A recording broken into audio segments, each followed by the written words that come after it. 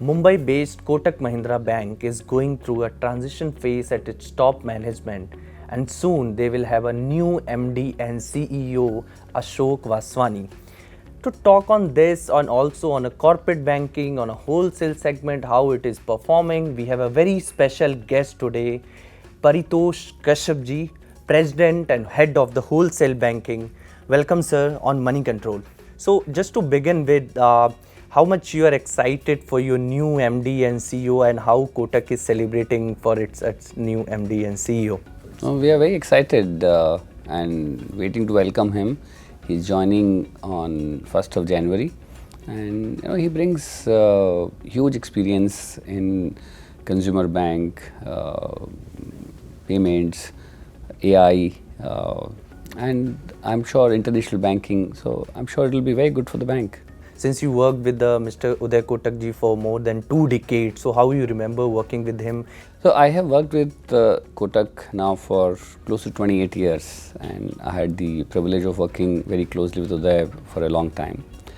He has, he's one of the most brilliant, professional.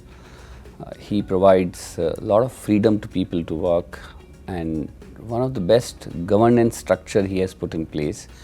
He, someone you call walk the talk. He will lead the, way for people, and his ability to get into minutest details while still staying on top of everything, such a vast empire that he had built.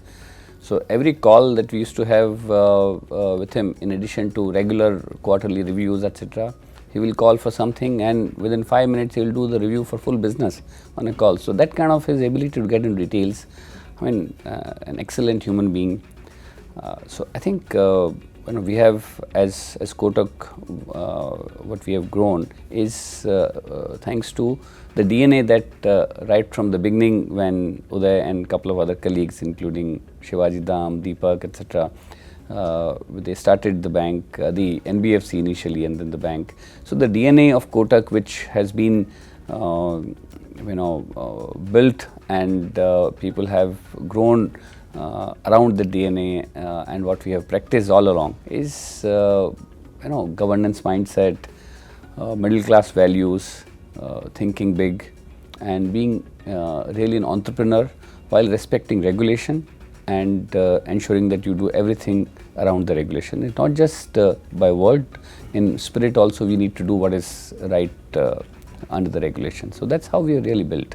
So Kotak is going aggressive on digitalization with many initiatives already on the table, like Kotak Fin, Kotak 8-in-1.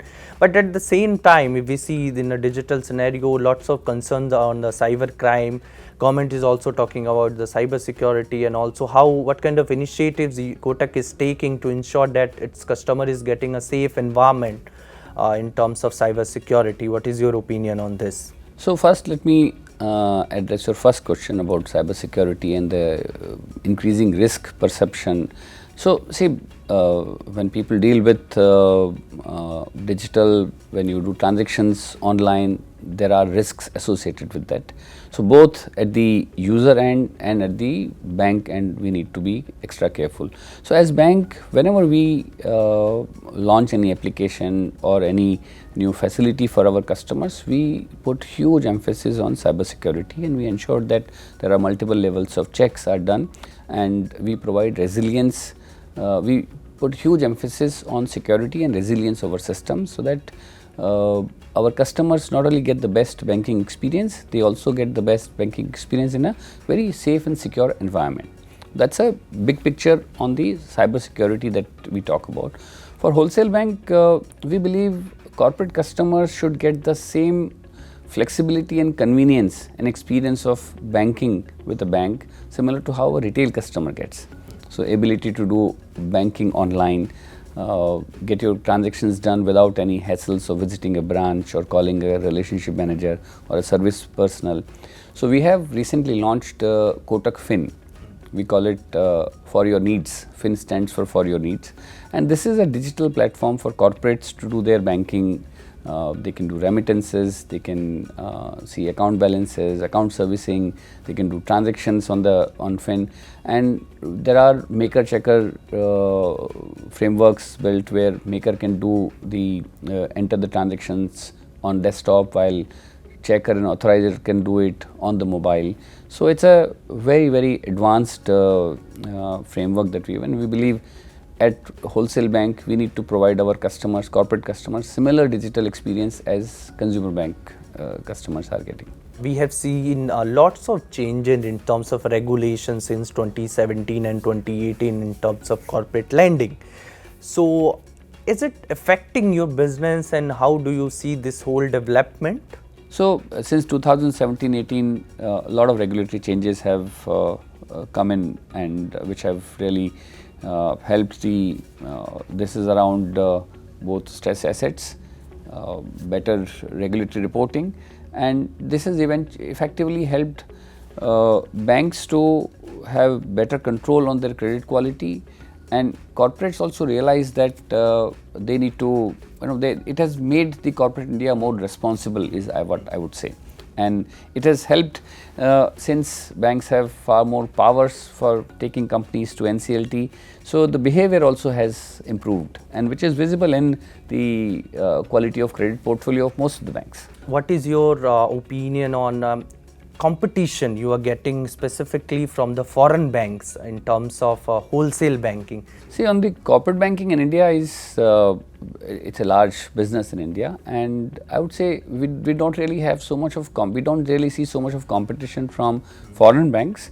Both domestic private banks and public sector banks have very deep balance sheet, very large balance sheets, and I would say the market in India is very large. It's deep enough for large corporates, small scale enterprises to raise their financing requirements within the country. In fact, in last 2 years where swap rates have not been favorable, we are not really seeing too much of foreign borrowing by various corporates, including very large corporates. So all the needs have been met by the domestic banking system. Obviously, some of the foreign banks are also active in India, but I would say public sector banks and the private sector banks are much larger players. Competition is very intense. That's because the credit offtake is not too large, and every bank wants to grow, so including us. So there is, I would say, the competition is too intense. Sometimes it borders on irrationality. However, that's the market.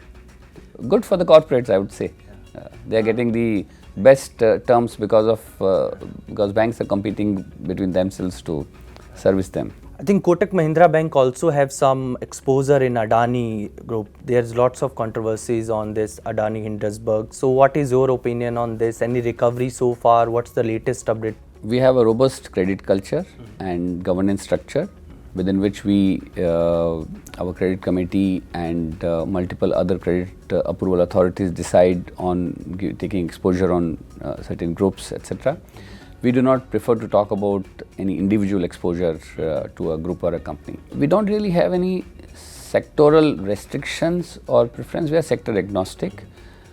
From a credit perspective, if any company makes sense and we would fund those companies.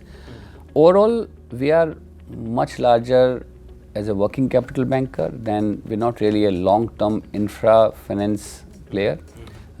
Banks' balance sheets do not permit us to give too long-term tenors, while we do completed infra projects and some under construction projects as well.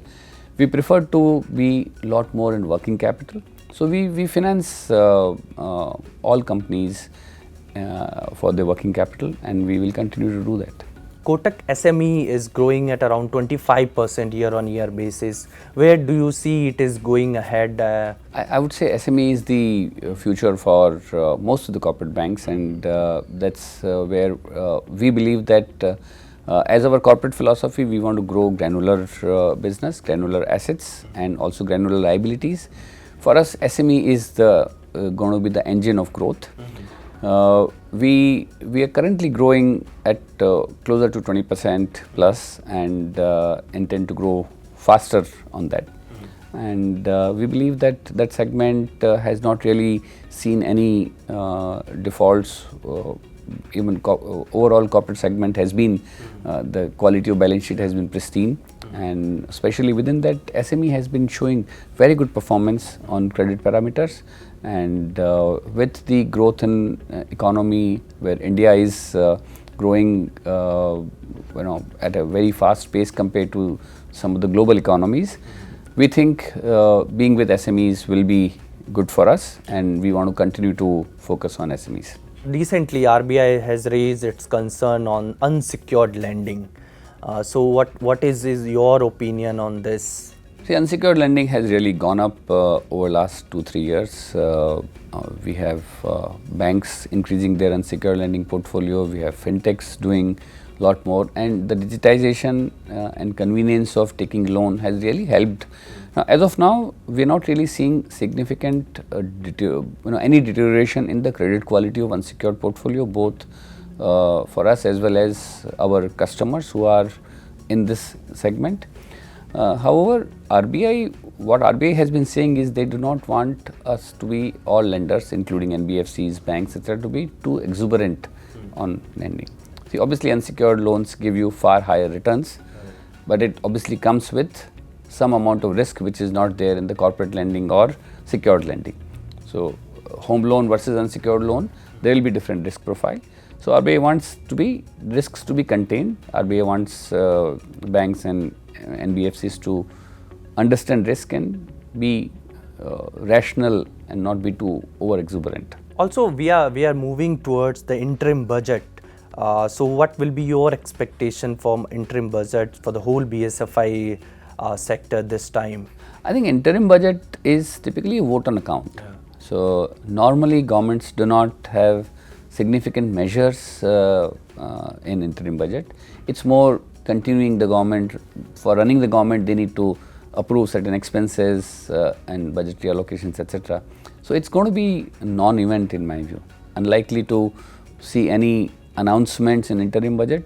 That's not the format that we have seen in the past. So we believe it's more continuation of what they have already been doing.